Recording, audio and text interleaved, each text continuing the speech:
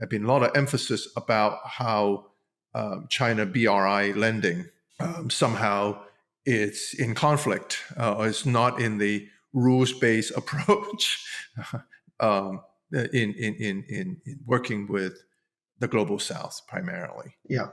I guess two questions. One is, what's your thought on BRI in terms of its lending and infrastructure, and is it really so dire the way that certain articles talks about it, or is it really just one version, and that we shouldn't treat BRI every country the same? There are local issues, there are construction issues, there are all kinds of issues, but at the end, there seems to be a competing debt issue. Who has preference, who has right to get money back first, and all that. Can you sort of help us to understand a little bit about that and how that affects you in any way when you start looking at country lending? Yeah, a lot of questions wrapped up into that one. So if I miss something, come back to it.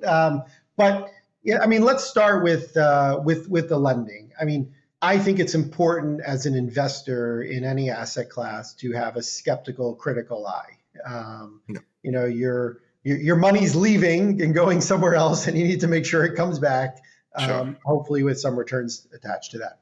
And so what investors like is information and transparency.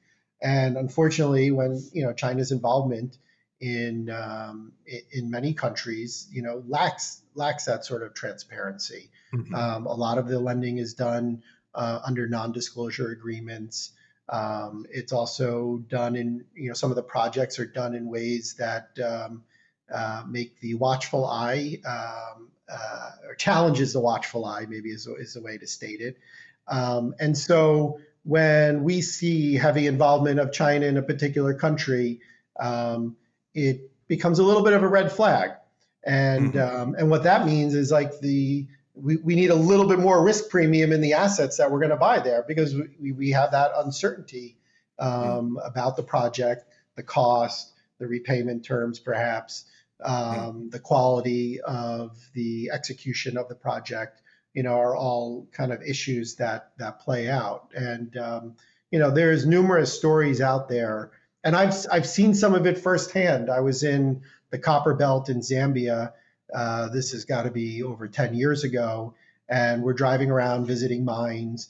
And on one road, a dirt road, nice and smooth, the driver, turns to us and says, this road was made by the Italians 30 years ago.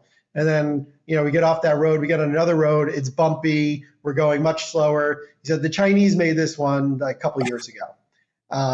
Completely different outcomes there. So, that's a little bit of a dated story. I think countries are much more attuned to these types of issues and are just, taking care to make sure that they're going to be left with quality infrastructure. But it's nevertheless, it's still something that lingers out there. And then you have issues on the back end when, if and when things go wrong, and we end up in a default situation, China's position as a creditor to these countries and where it really sits in the debt stack as a preferential lender or not. And this is like the debate that's raging right now, where a lot of these loans, China wants to make sure that, or is pushing for the position that they're, lent on par with the multilaterals like the IMF and the World Bank. And we don't really know how this is going to play out fully quite yet, and it's early days. So in my mind, I'll go back to the statement I said earlier, like it doesn't make this a complete no-go for investing in these places. It just adds to the risk premium. And I would maybe, to go to your diversification question or go back to that, this is a different risk than people probably have in their portfolio. And, That's right. You can get properly compensated for that risk if you're doing your work properly.